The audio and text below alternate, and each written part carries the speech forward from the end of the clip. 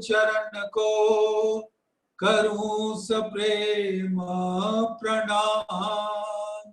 अशुभ हरन मंगल करण धनी श्रीदेव चंद्र जी नाम। श्री प्राणनाथ निज मूलपति श्री मिराज सुनाम। तेज कुंवरी श्यामा युगल को पल पल करूं प्रणाम। पिया जी को पल पल करूं प्रणाम। प्रथम लागू दो चरण को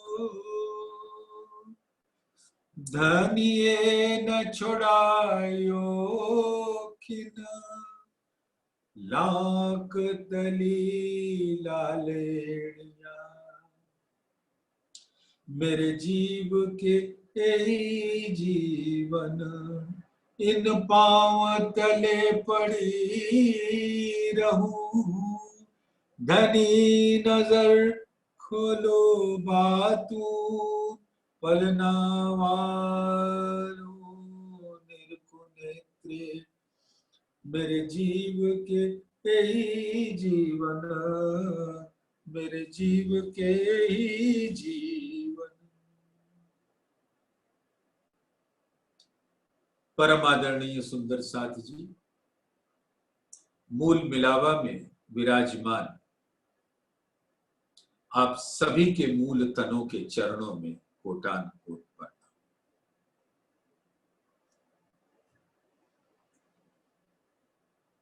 हक वर्णन फेर फेर करें, फेर फेर यही बात। यही अर्स रूहों खाना पीवना, यही वतन बिसात। सुंदर साथ जी इसमें हमारे लिए क्या सिखापन है इस चौपाई में, जो धाम धनी स्वयं फरमा रहे। हक वर्णन फेर फेर करूं, यानी कि हर घड़ी हर पल हमारे दिल में रहता है राजी का स्वरूप, मूल मिलावे का स्वरूप, परम धाम का स्वरूप और उसका वर्णन। हक वर्णन फेर फेर करो। हक कहने का मतलब सिर्फ राज्य नहीं होते, राज्य का जो स्वलीला अद्वैत में अनंत स्वरूप है सबका वर्णन करना। हक वर्णन फेर फेर करो। मूल मिलावा भी हमारे धाम धनी का स्वरूप है। तो हक वर्णन फेर फेर करूं, फेर फेर एक ही बात। मतलब हम सब सुंदर साथ के बीच में एक ही बात होनी चाहिए। सुरत एक ही राखिए मूल मिलावे माय। श्याम श्यामा जी साथ जी तले भोम बैठे हैं जाए। इन विध साथ जी जागिए बताए देऊं रे जीवन। श्याम श्यामा जी साथ जी जित बैठे शौक वतन। यानी कि मूल मिलावे को चितवन में लेना, अपने ध्यान में रखना, अपने दिल में रखना और उसी की बात करना और उसके एक एक अंग का वर्णन ऐसे लाड़ से करना, ऐसे प्यार से करना मानो कि आप धाम धनी के हर अंग का वर्णन करके उसका सुख प्राप्त कर रहे हैं। तो हक वर्णन फेर फेर करूं। हक वर्णन फेर फेर करें, फेर फेर यही बात। यही अर्स रूहों खाना पीवना। अब जो परम धाम की अंगनाएं हैं उनका जो भोजन है यानी आत्मा का जो आहार है वो वही हक है और उनके स्वलीला अद्वैत में सभी स्वरूप उनके नूर का वर्ण। इश्क का वर्ण। तो यही अर्स रूहों खाना पीवना, यही वतन विसात, और यही परम धाम का जो नूर है वो हमारे जीवन का आधार है। तो सुंदर साथ जी आज सुंदर साथ की आदेशानुसार वाणी परम धाम की बड़ी वृत्त जब देखता हूं तो उसके अंदर 15वां प्रकरण जो है मूल मिलावे का प्रकरण है। अभी खिलवत में मूल मिलावे की बात की, सिंगार में मूल मिलावे की बात की, और एक दिन सागर में भी मूल मिलावे की बात करेंगे। तो राजी ने मूल मिलावा ही हमारा मूल लक्ष्य रखा है। तो परम धाम की बड़ी वृत्त में प्रकरण 15 चौपाई 1 से आगे चलेंगे। इस प्रकरण का नाम है मूल मिलावे का प्रकरण।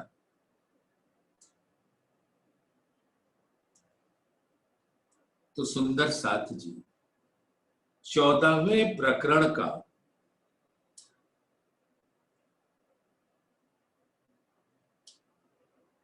आखिरी 2 चौपाई लेंगे।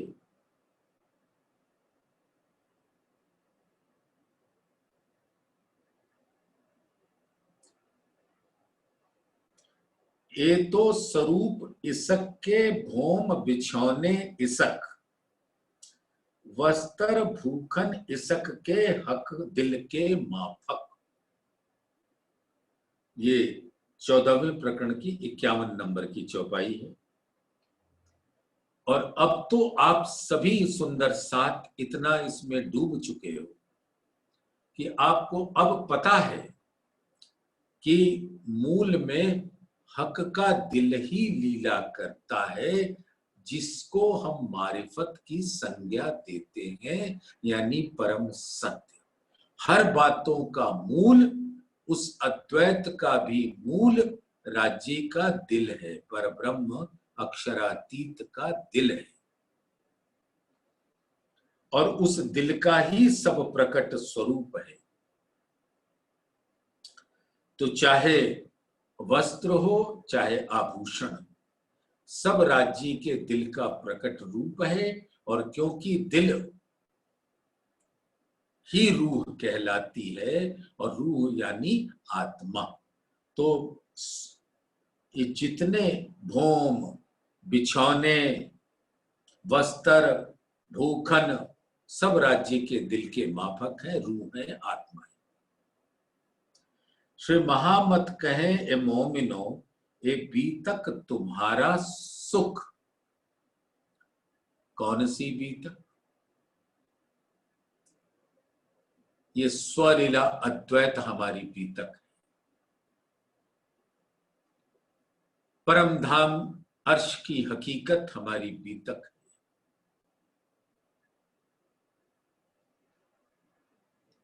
और वो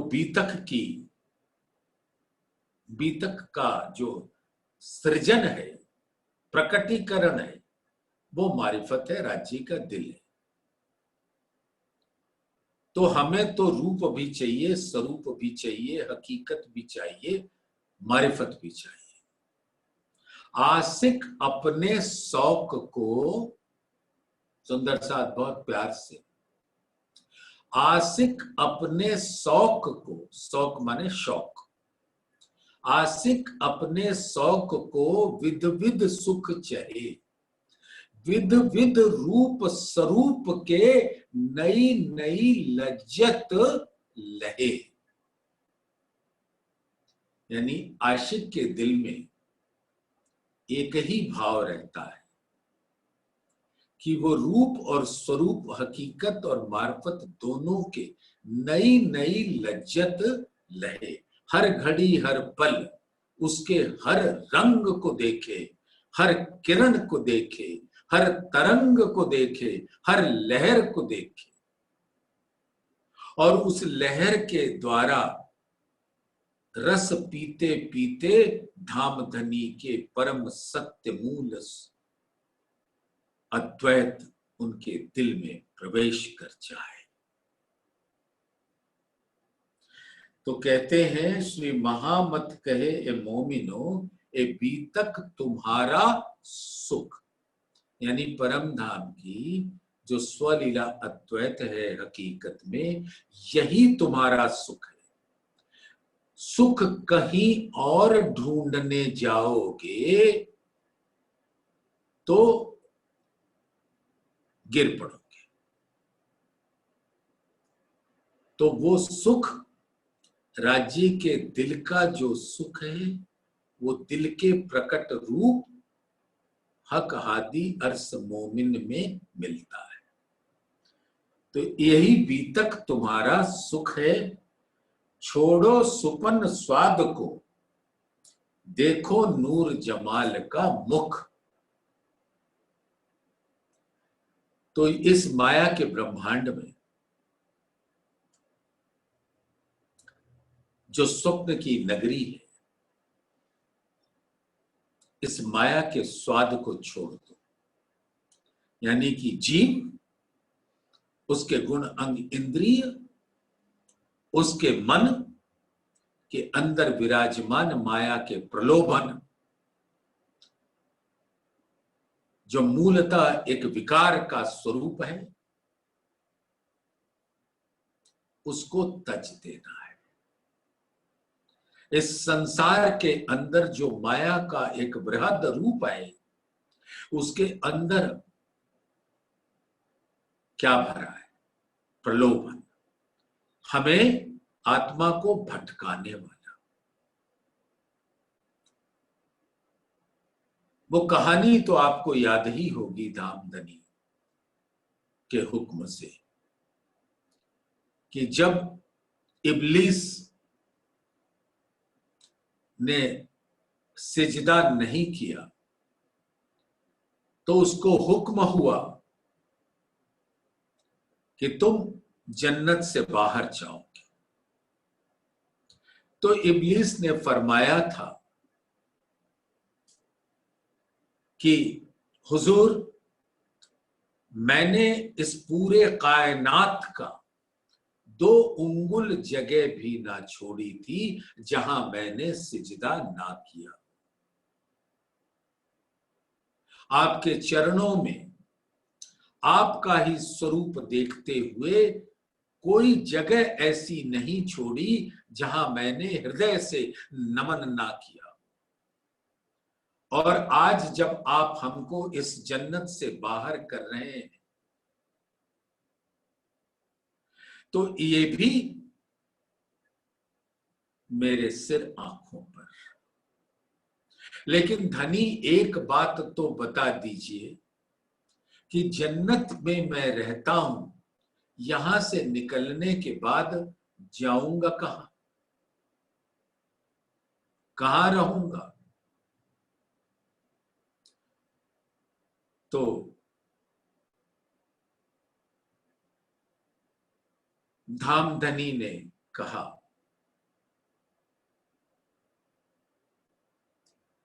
कि तुम कहां रहना चाहते हो? तो इसके 2 वर्णन आते हैं कि मैं सोने में बैठना चाहता हूं। तो सोना, राजा परीक्षित मुकुट पहने थे सोने का, और जैसे ही उन्होंने हां कहा वो मुकुट के अंदर प्रवेश कर गए और परीक्षित का दिल फिर गया। तो ये एक कथानक है। लेकिन जो दूसरा कथानक है वो ये है कि इब्लीस ने कहा, जिस आदम को नमन न करने की वजह से आप मुझे इस जन्नत से बाहर कर रहे हैं, उस आदम के दिल पे बैठूंगा। तो धामधनी ने कहा, बेशक तुम उसके दिल पे बैठ सकते हो। उसने कहा, मैं उसको गुमराह करूंगा, उसके सामने ऐसा पर्दा डाल दूंगा कि वो आपको कभी देख न पाए, आपको सिजदा न करे, आपको कभी नमन ना करे, आपसे पूरी तरह विमुख हो जाए और मुझको ही खुदा मान के पूछे। ऐसा इब्लीस ने कहा।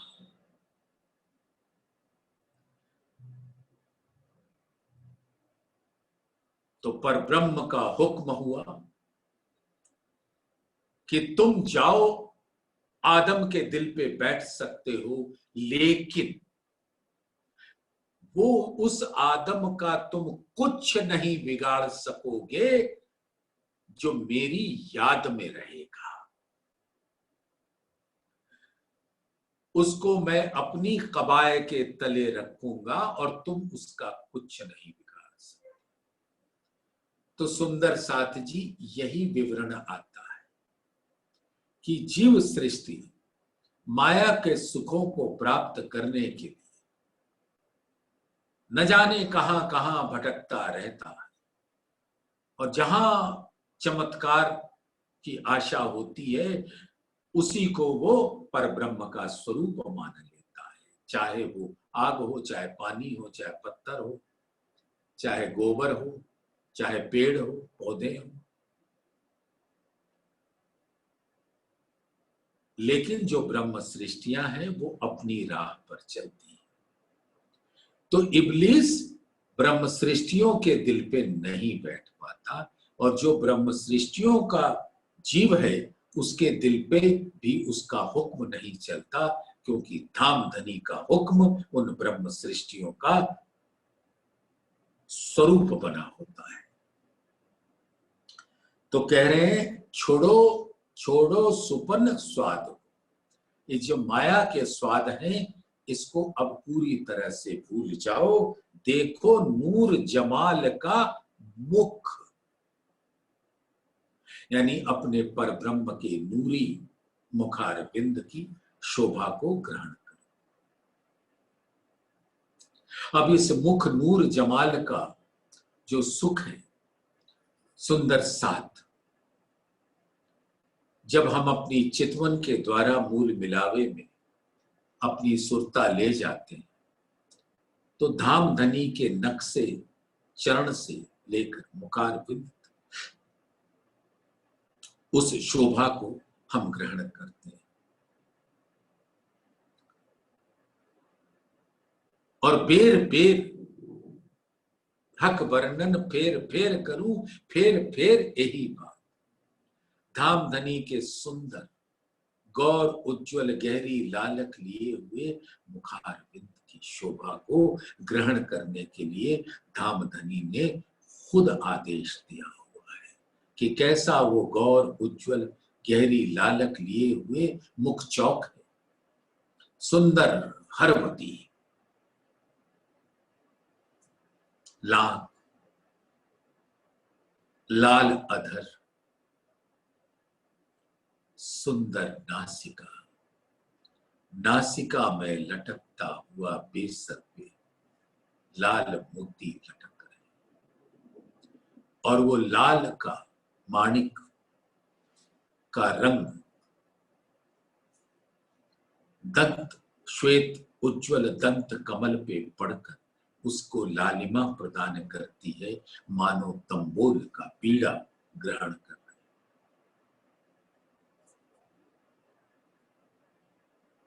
सुंदर गाल, सुंदर श्रवण अंग,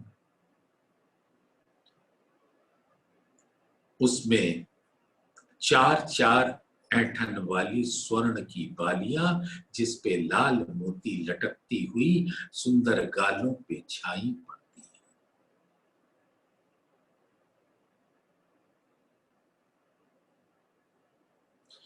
सुंदर नैन कमल, बके अनियारे यौवन से भरपूर मदमाते, चंचल चपल तेजवंत तारे, नैनों का नूरी श्वेत रंग, प्रेम की लालिमा के साथ गुलाबी डोरे जो हर नैन को अपने आकर्षण शक्ति से खींच ले।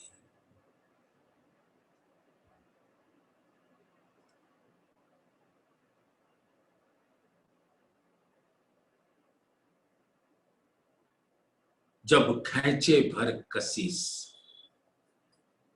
तब मुतलक डारत मार, इन विद भेदत सब अंगों तब मूल तन मिटत विकार। यानी मूल तन की जो आत्मा विराजमान है वो माया से पूर्णतया अलग होकर धाम धनी के ऐसे यौवन से भरपूर मदमाते, गहरे कुछ गंभीर तेजवंत तारे, नूर से भरे हुए इश्क की लहरें पैदर पे झरती रहती हैं उन तारों से। तिरछे सुंदर पलक और बरौनिया का टेढ़ापन, लंबी लंबी श्याम रंग की,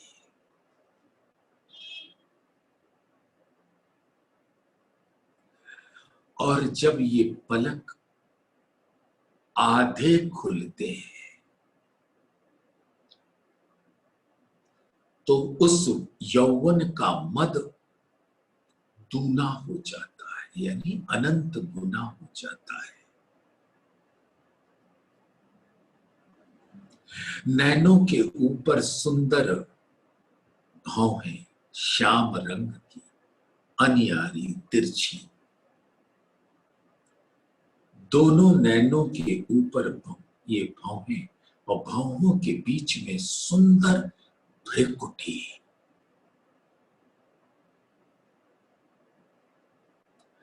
मानो दोनों नैनों का संगम हो वहां पर।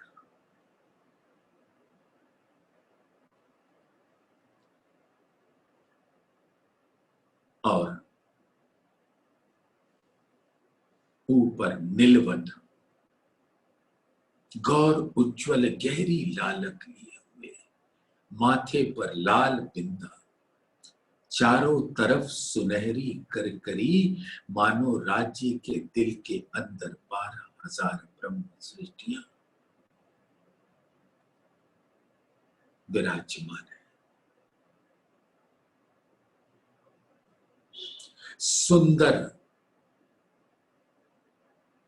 अमृत किशोर केश जुल्फ कांधे तक आई हुई, घुंघराले चोए अतर से भीगी हुई अनंत सुगंध का प्रवाह कर रही है।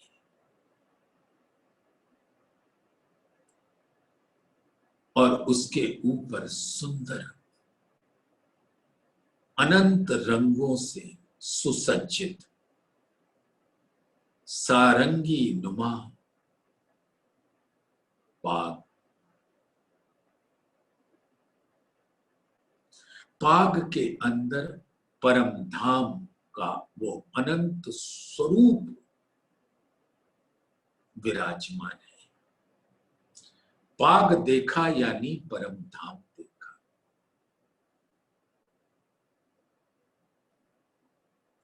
और लाल रंग का मुख्य रंग है प्रेम का। तो अपने अनंत ऐश्वर्य और शोभा के साथ इश्क का स्वरूप, इश्क का कलश धाम धनी के सिर पर सुशोभित है। और उसके बीचों बीच कलंगी 3 परों वाली। नूर निस्बत और सौंदर्य यानी जमाली। इसी के अंदर प्रेम और आनंद, माधुर्यता का रस भरा हुआ है और उससे सुंदर दुगदुगी लटक रही है जिसके अंदर माणिक विराजमान है। धामधनी ने जो माणिक की अपरंपार शोभा धारण की हुई है वो उनके पाग के ऊपर दुगदुगी में आकर समा जाती।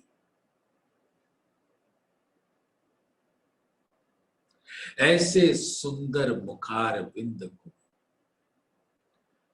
सुंदर साथ अपने दिल में धारण कर धनी के चरणों को अपने हस्त कमल में रख कर बेर बेर उसका बोसा कीजिए, नमन कीजिए और धनी के दिल से होने वाली मेहर की रस को अपने दिल में धारण कीजिए और उस मूल मिलावे के स्वरूप का वर्णन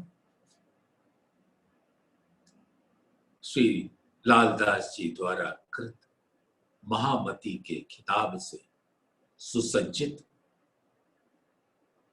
श्री परम धाम की बड़ी वृत्त का 15वां प्रकरण मूल मिलावे का प्रकरण, उसको ध्यान में धरिए। अब कहूं अद्वैत की जो है ठौर वाहे दत्त, जिमी चेतन सब एक रस हीरा सुपेत चित। सुंदर सा हर चौपाई के कोई भी हर्फ बेमानी नहीं होता, हर हर्फ धामधनी का दिल दर्शाता है। अब इस चौपाई को ही आप ध्यान करें। अब कहूं अद्वैत की,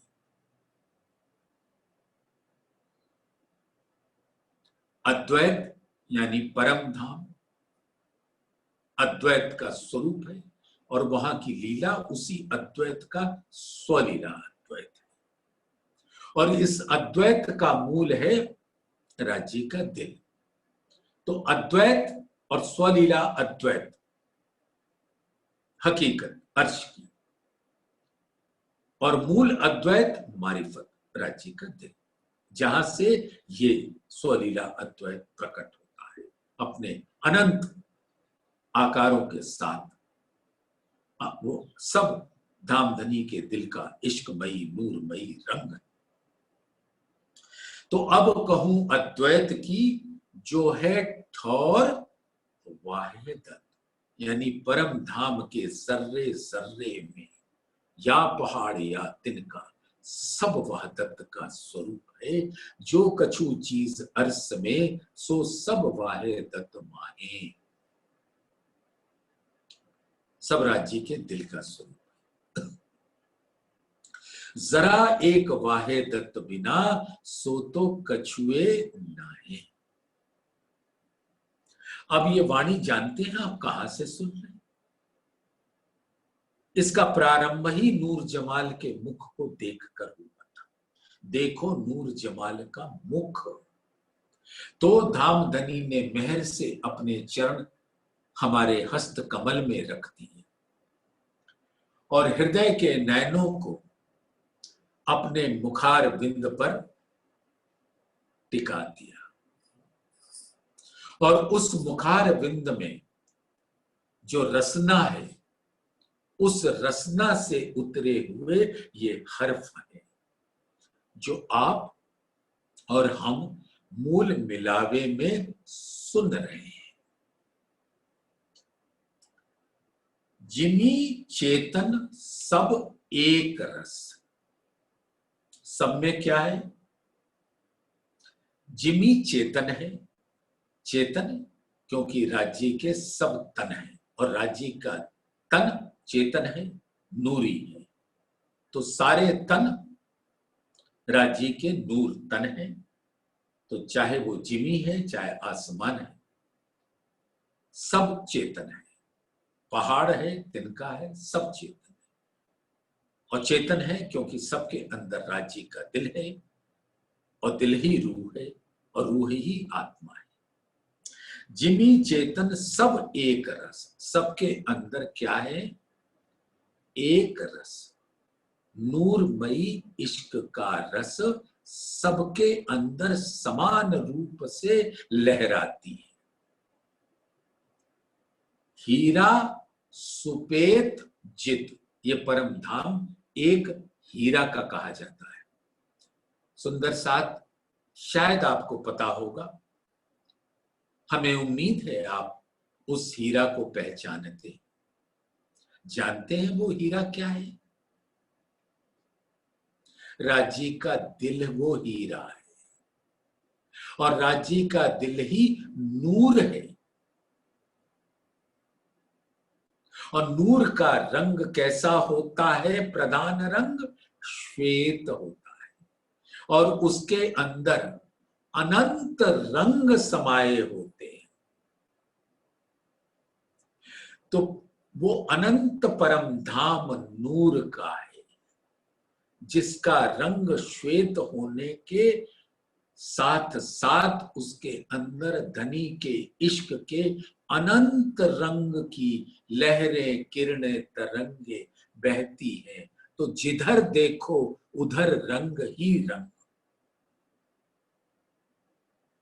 अक्षर और अक्षरातीत, ये दोनों हैं एक ठौर। वो ठौर कौन सा? राज्य का दिल, चिदघन स्वरूप। और उनके दिल के दो अंग, एक जलाली और एक जमाली। तो जमाली का प्रतिनिधित्व वैसे श्यामा जी करती है, और जलाली का अक्षर ब्रह्म करते हैं। तो श्यामा जी का स्वरूप अक्षरातीत का स्वरूप है, और अक्षर ब्रह्म सत अंग है। इस परम धाम के अंदर उनका स्वलीला अद्वैत में वो विराजते हैं अक्षर धाम में। और यहां मात्र उनकी एक लीला दर्शाई है कि वो अपने फौज के साथ 7:30 बजे प्रातः चांदनी चौक में आते हैं।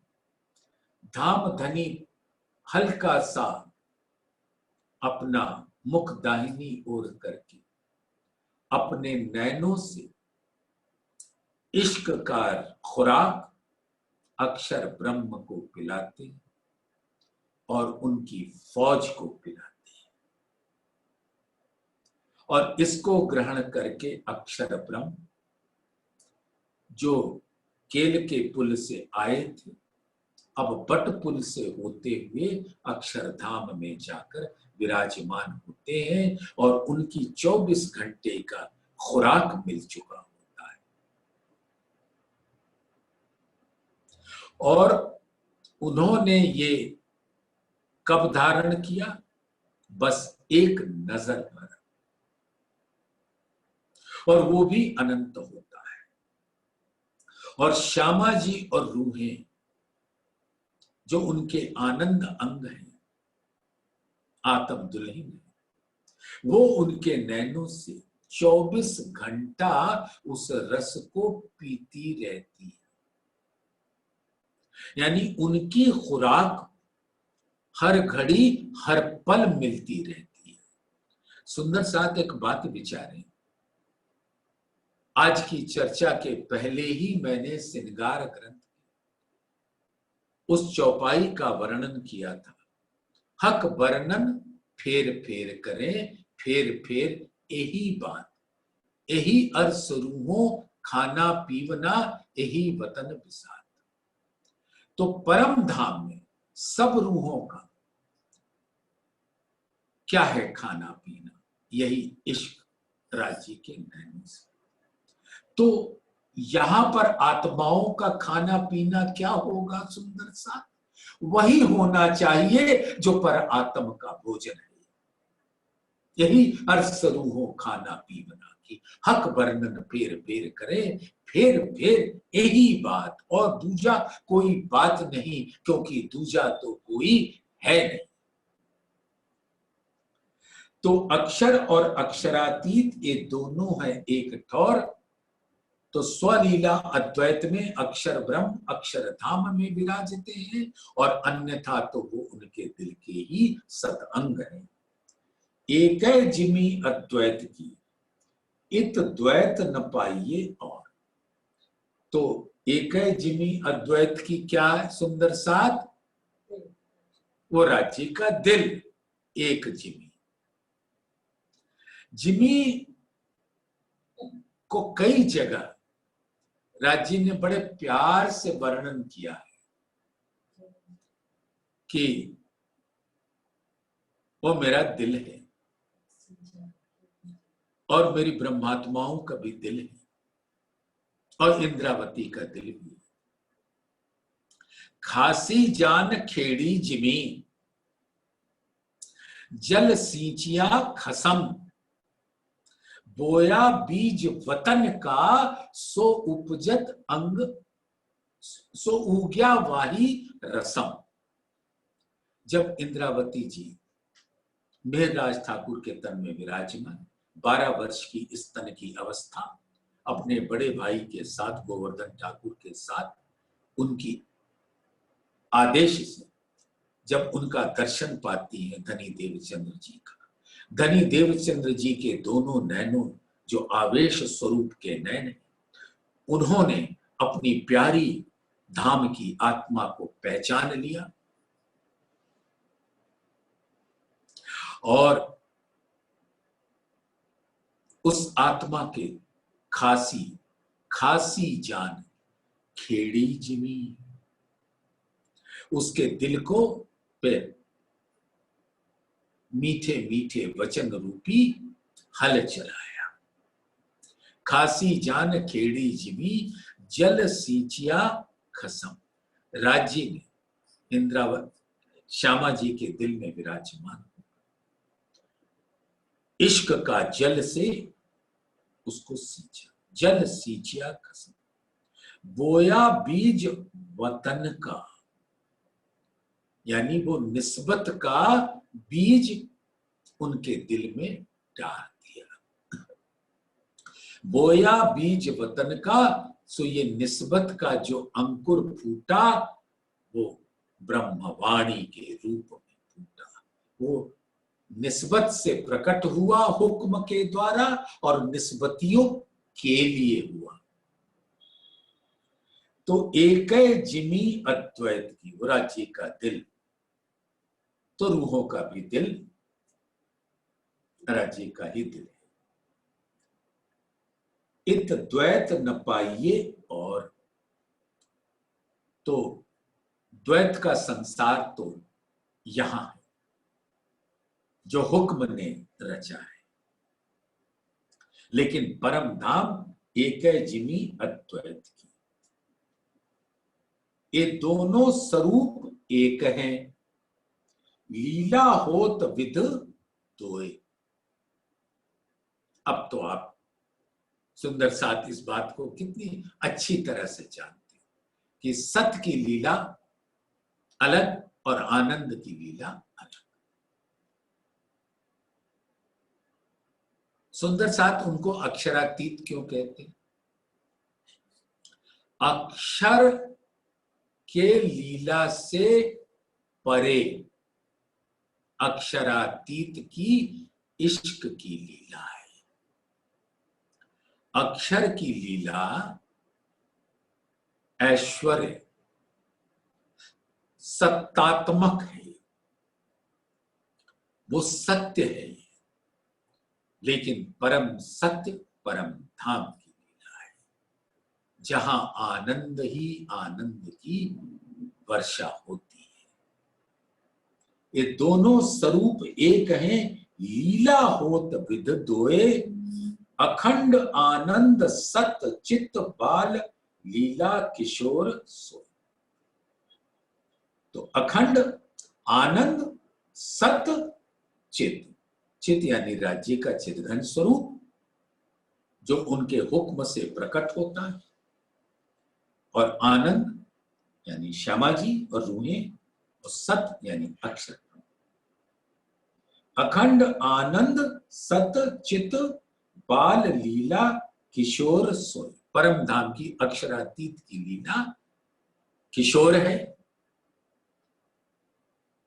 और अक्षर ब्रह्म की बाल लीला कही जाती है। बाल लीला तो सुंदर साथ आप समझते ही होंगे कि उसको भी कहना है आपके चरणों में। जैसे एक बालक होता है, वो कोई रेत की के साथ खेलते हुए, रेत कहां होती है? समंदर के किनारे, और समंदर क्या है? राज्य का स्वरूप, उनके दिल का प्रकट स्वरूप परम धाम।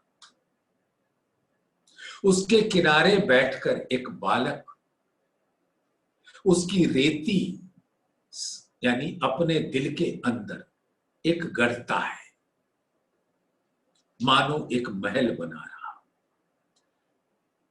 फिर उसका दिल करता है तो उसको गिरा देता है, फिर बना देता है, फिर गिरा देता है। इसी प्रकार से ये काल माया का ब्रह्मांड बनने और मिटने की लीला को बाल लीला कहते हैं। अन्यथा अक्षर ब्रह्म भी परम धाम में किशोर स्वरूप है। क्यों? क्योंकि परम धाम में हर स्वरूप किशोर है, और हर स्वरूप की का जो खुराक है वो इश्क है, और इश्क का रसपान सिर्फ किशोर स्वरूप ही करते हैं, बाल स्वरूप नहीं करते। दोय न कहिए इनको जित ठौर ब्रह्म अद्वैत, कहनी सुपन आकार से बैठे ठौर इत द्वैत। अब उस अद्वैत का वर्णन हो रहा है। इस द्वैत की भूमि में, हुक्म के भूमि में बैठकर हो रहा है, जहां प्रकट रूप में माया का वर्चस्व है, लेकिन धाम धनी का हुक्म की छतरी रूहों के ऊपर इल्म का रस पिलाती है, और उससे रूहें धाम धनी के इश्क का स्वाद पाती। क्यों सक संशय मिटे बिना जागृत बुद्ध अवतार, सुन्न निराकार निरंजन के ताके पार के पार विहार। आप लोगों को बता ही चुका हूं, यह असराफील है, जागृत बुद्ध, और इसको हुक्म है कि मेरी ब्रह्म सृष्टियों के अंदर जहां पे जबराइल उसको पाक साफ रखे, उसके दिल को रोशन रखे, जबराइल उसकी परिक्रमा करता रहे, उसकी वकीली करे, और ऐसे स्वरूप का जाके धनिये पकड़े हाथ। तो धाम धनी हुक्म से अपनी ऐसी आत्माओं का हाथ पकड़े रहते हैं हर घड़ी हर पल। और असराफील को आदेश होता है कि मेरे आत्माओं के संग रहना, और उसको आदेश होता है 2 बार नरसिंहा फूंकना। पहले नरसिंहा की आवाज, वाणी की गूंज इस ब्रह्मांड में होती है, तो अहंकार से भरे हुए अनंत प्रकार के लोग धर्माचारी बने हुए पर ब्रह्म की परिभाषा देने में लगे रहते, ऐसे घोर अंधकार में डूबे हुए कहने वाले ब्रह्म मुनि जो होते तो नहीं लेकिन कहलाते हैं ब्रह्म, उनके अहंकार को इस नरसिंहा से चूर चूर कर देते हैं। और फिर दूसरी बार जब ये नरसिंहा फूंका जाता है तो वो मात्र इन ब्रह्म सृष्टियों के वास्ते जिनके श्रवण अंग से धामधनी की अद्वैत वाणी उनके दिल में प्रवेश करती है। ए बानी अद्वैत में गाऊं, निज स्वरूप की नींद उड़ाऊं, सब संयन को भेली जगाऊं, पीछे अक्षर को भी उठाऊं। तो वो दूसरी बार जब नरसिंहा फूंकता है तो हर ब्रह्म सृष्टि के दिल में जागृत बुद्धि का प्रवेश होता है, जिस जागृत बुद्धि के सहारे वो धामधनी के दिल और उसके अंदर विराजमान वतन विषाद यानी कि अनंत सागरों का रंग रस किरण तरंग सब देख लेती है।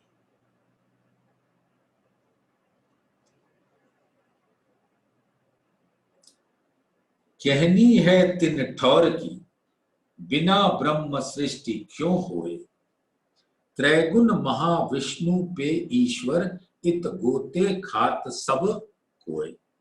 सुंदर साथ जी,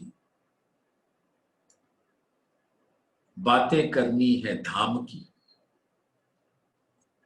और वहां की बात तो मात्र ब्रह्म सृष्टियां ही कर सकती, जीव सृष्टि और ईश्वरीय सृष्टि के अधिकार में नहीं है कि वो उसकी बात कर सके। और ये काल माया का ब्रह्मांड तो त्रिगुण का है, महाविष्णु का है, और यहां सब कोई इसी में डूबे रहते हैं, गोते खाते रहते हैं।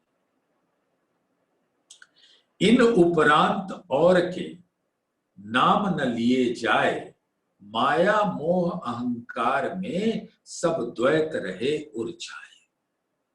ये द्वैत के ब्रह्मांड में अद्वैत से दूर हो जाते हैं और सब इसी में उलझते रहते हैं।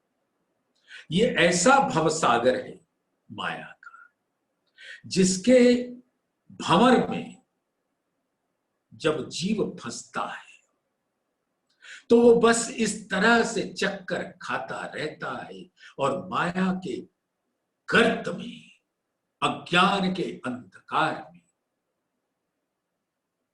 डूब जाता है और जहां से निकलने का कोई राह नहीं मिलता जब तक अद्वैत का ज्ञान लेकर धामधनी खुद मर्जिया बनकर, गोताखोर बनकर इस भवसागर के अंदर से अपनी आत्माओं को खींच लाते हैं बाहर। और असराफ जबराइल उसको पाक साफ करके उसके दिल को रोशन कर देता है, दिल को कोमल कर देता है, और असराफील जागृत बुद्धि का प्रकाश डाल देता है। फिर वो द्वैत भौम में रहकर अद्वैत का दीदार करता है। ये तो कहनी अद्वैत की, जुबा मन बुद्ध अद्वैत, इत कान अद्वैत चाहिए, सो क्यों होवे बीच द्वैत। तो ये तो वाणी अद्वैत की है, ये वाणी अद्वैत में गाऊं। तो जुबा मन बुद्ध अद्वैत, और बुद्धि क्या है?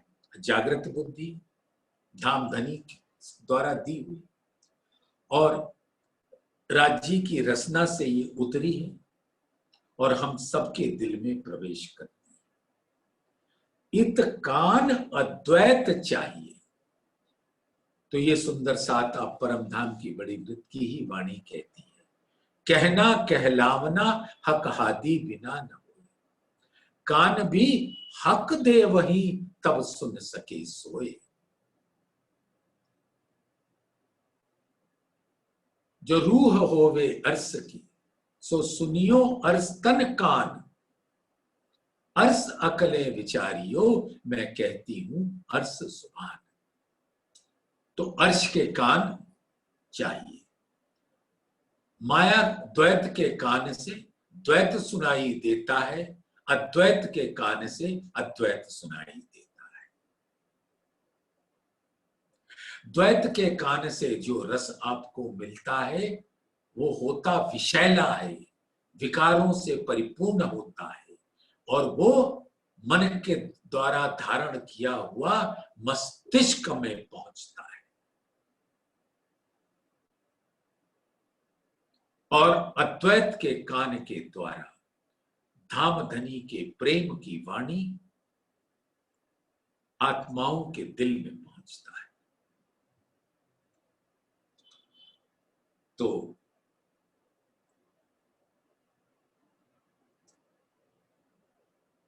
इतकान अद्वैत चाहिए सो क्यों होवे बीच द्वैत।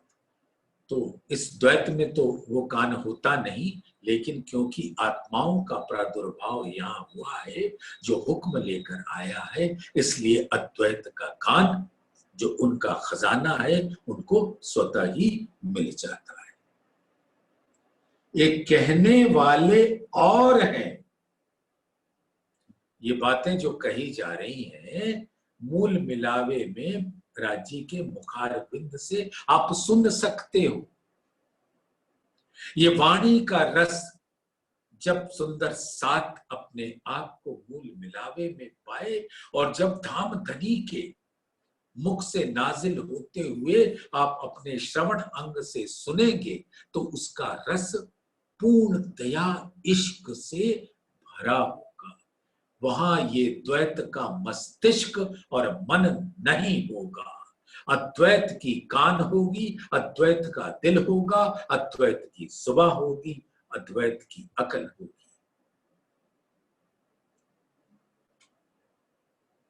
एक कहने वाले और हैं धामधनी खुद, सो बैठे अद्वैत ठौर, सो बीतक अपनी कहें बिना ब्रह्म सृष्टि ना समझे। और अब ये जो परम धाम की स्वलीला अद्वैत की बीतक है, यानी उसके अंदर इश्क रब्द है, अष्ट प्रहर की लीला है, लीला के अंदर की बातें हैं, लीला का जो रस है, ये ब्रह्म सृष्टियां ही कह सकती हैं धाम धनी के हुक्म से, क्योंकि धाम धनी का हुक्म ही ये कहला रहा है, बिना ब्रह्म सृष्टि ना समझे। और अब सुंदर साथ इसके अंदर एक बात थोड़ा सा आपको बताऊंगा, कई बार शायद चर्चा हो चुकी है। मैंने एक उदाहरण दिया था, आपने अपने घर में बहुत सारे मेहमान भोजन पे बुला रखा है, सब बैठे, सब भोजन प्राप्त कर रहे हैं, लेकिन पति की नजर पत्नी से मिली है, पत्नी की नजर पति से मिली है, बात कोई नहीं हो रही है, लेकिन फिर भी बात हो रही है दोनों के दिलों से। दोनों के दिल बात कर रहे हैं, जुबान बात नहीं कर रही। और दोनों आशिक और माशूक एक दूसरे की बात को ग्रहण करके अनंत आनंद से भरे हुए हैं, और दुनिया वाले तो उस भोजन को खाने में लगे हैं, द्वैत का रस पीने में लगे हैं, जो धाम धनी ने अपने हुक्म से सृजन करा दिया।